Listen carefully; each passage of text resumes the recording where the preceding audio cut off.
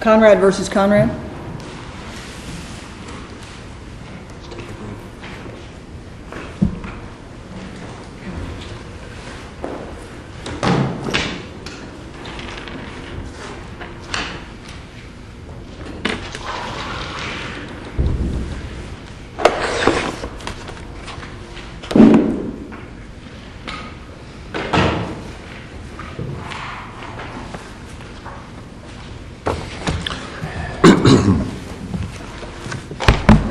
Good morning, Your Honor.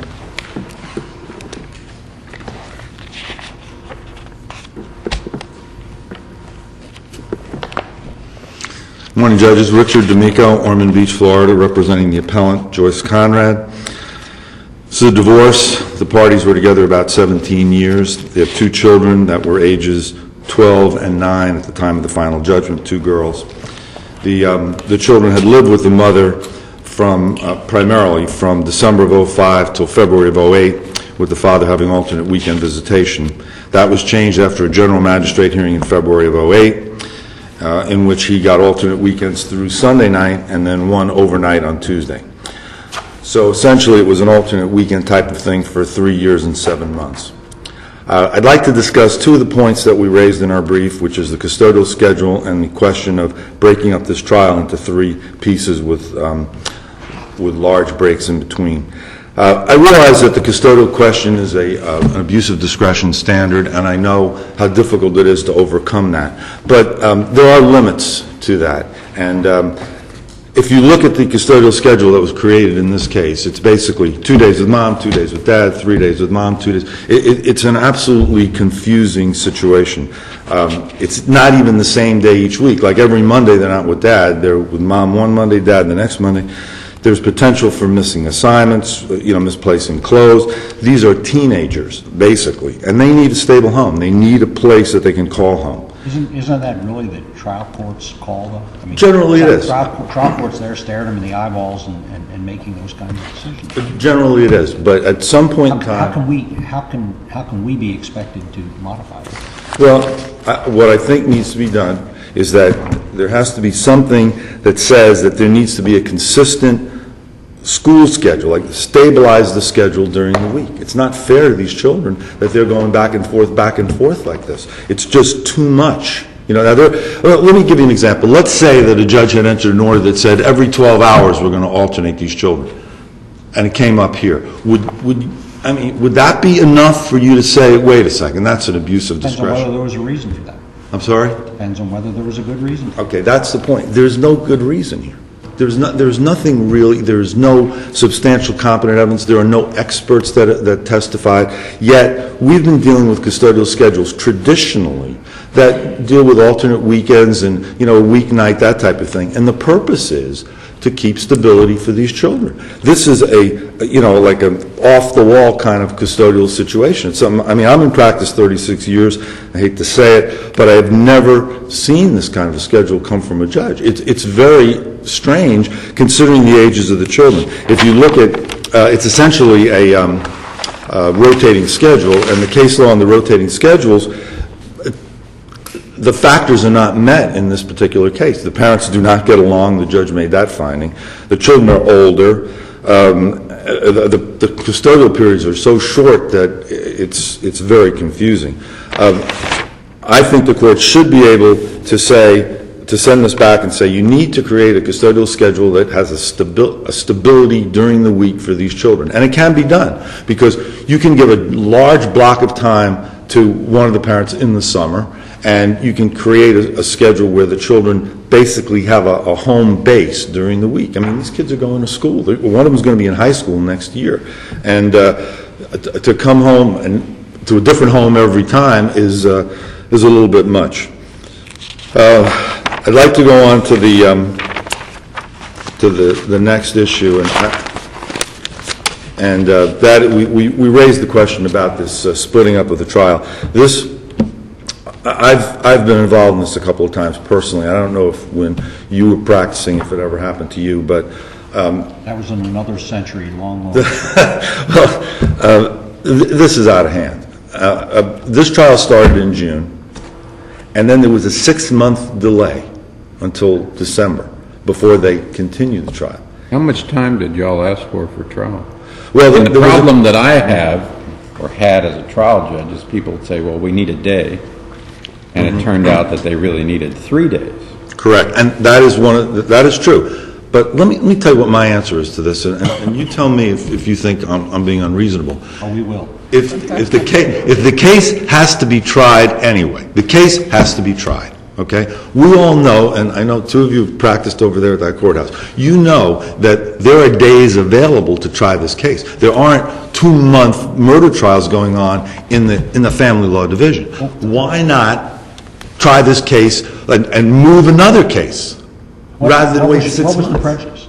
Well, the prejudice is, Other than it took a long time. I'm sorry? Other than it took a long time. Because point to me to one thing where there was a ruling that was contradictory to the evidence. Well, I think partly the decision on this custodial schedule was based upon not really getting everything straight. He had a 6-month period where those first 2 days maybe were so far removed. Matter of fact, the judge himself was shocked because when they went to reschedule the trial for the third time, he said, it's in the record at volume 17, page 148, he said, we didn't start the trial in June, did we? It's like, it's been 6 months and now we're going to another 2 months. So the question of prejudice is, I don't know that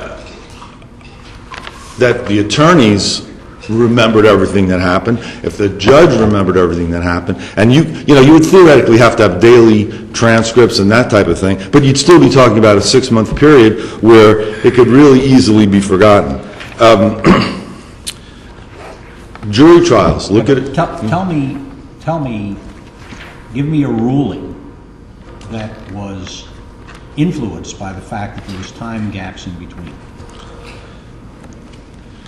I mean, beyond just plain speculation.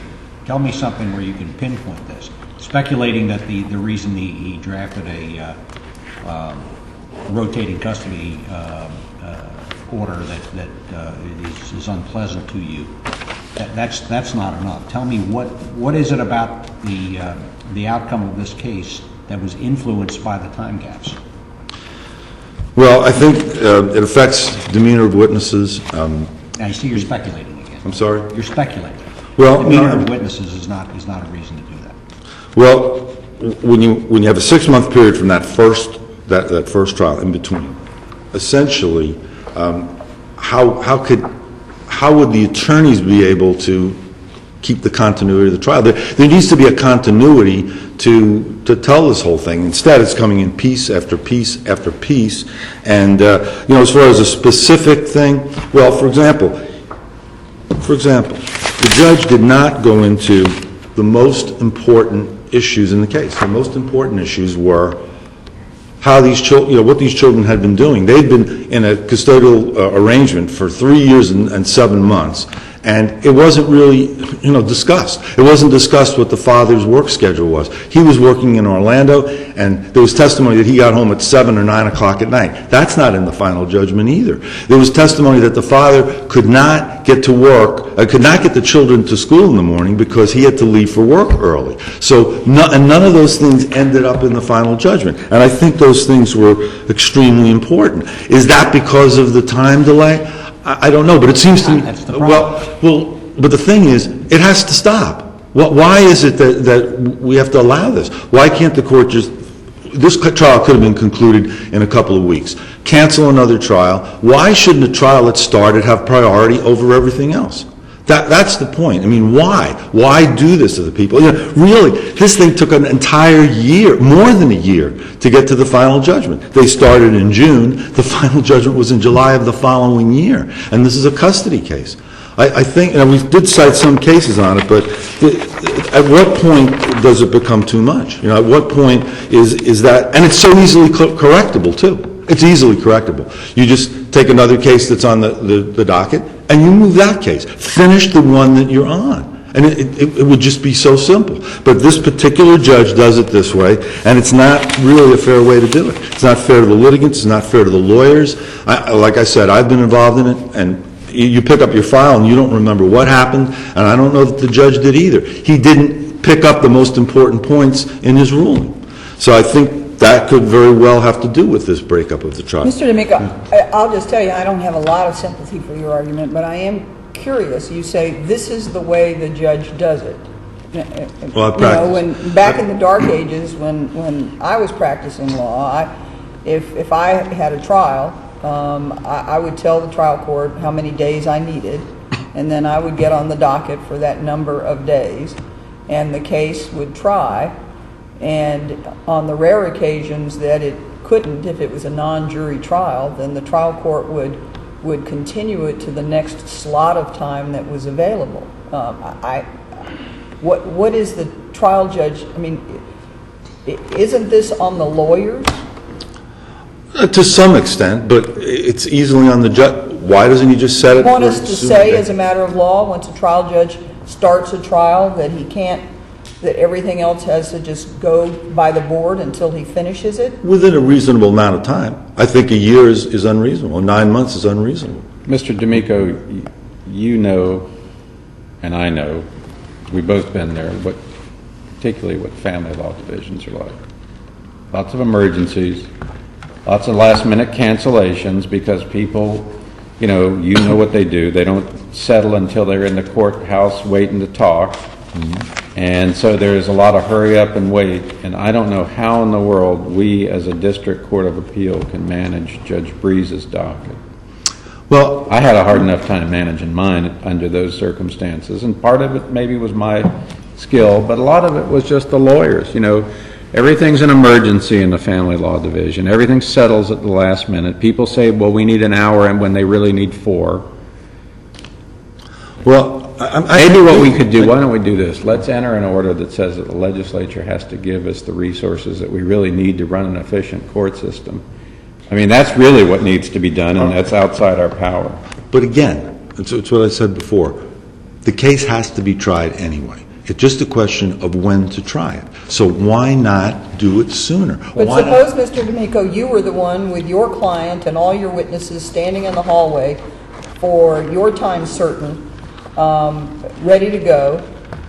You've got issues in family cases. You've got support. You've got all these other issues. Okay. And the trial judge, and we're supposed to tell the trial judge, no, you just tell all those people to go home and just cool their heels because these lawyers misevaluated how much time this case was going to try by 4 days. Well, but it's the same thing. I mean, then that case could start, and it could be half completed, and the judge could have 10 half-completed cases. But it wouldn't be that way, because you wouldn't be setting the case like for the next day. You'd set it ahead for a few weeks so the people wouldn't be waiting in the hall with their witnesses. They would just be told, your trial's going to be adjourned for a month or something like that. But to go 6 months, this went 6 months. It was 6 months before they could find a slot, and that's because... How do we know that? How do we know that this was Judge Breeze's refusal to give him a hearing for 6 months? Or did it involve the schedules of the attorneys as well, and the clients? Well, the way it's done is just asking everybody, how much time is necessary. And what did you tell him? I'm sorry? At the outset of this case, how much time did you say to the court? Well, it looked like it was going to be a day and a half, and it turned out to be a little more than that. So you asked for a day and a half? Well, I wasn't there, but... What did it turn out to be?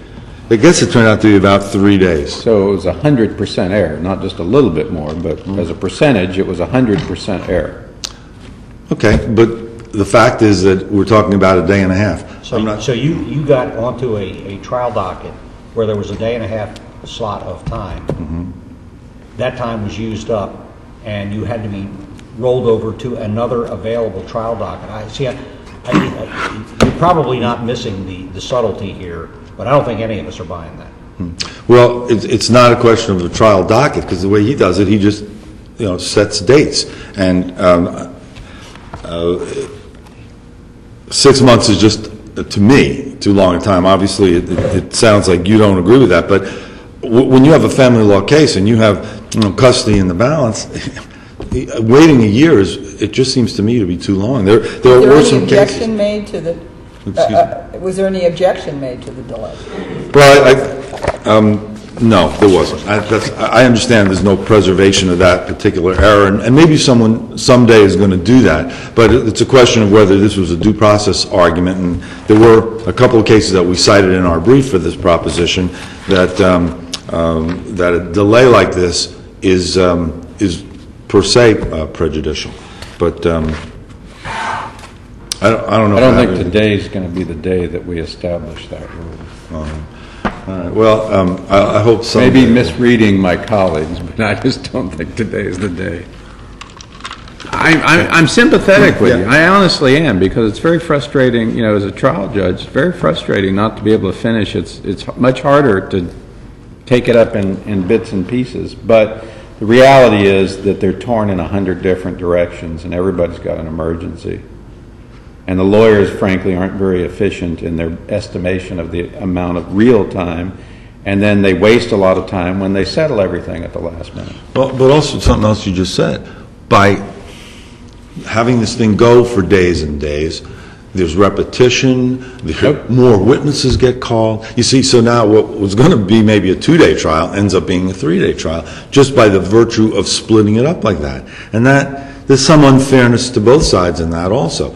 But, I just looked at this as being an outrageous amount of time. And even the judge said it. He said, what? This was continued from June? He didn't even believe it. And I do think it's poor calendar practice on his part. But we ordinarily don't reverse for poor calendar practice. I understand. I'm not even convinced it is poor calendar practice.